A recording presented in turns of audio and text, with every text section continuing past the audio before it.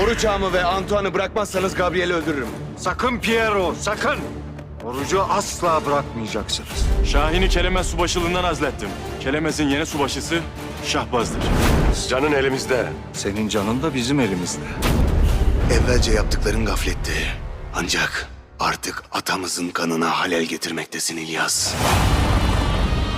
Levit ağlasından da, Modon'dan da daha değerli. Oruç ağamın kurtulması kutsal eşyaları ele geçirmemize bağlıdır. Onlar Savaş daha yeni başlayacak Gabriel. ama sen daha savaş başlamadan öleceksin.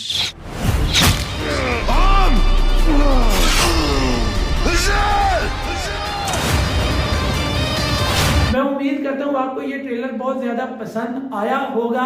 ऐसी तमाम तुर्की सीरीज के ट्रेलर सबसे पहले देखने के लिए हमारे teacher.com चैनल को सब्सक्राइब कर लें।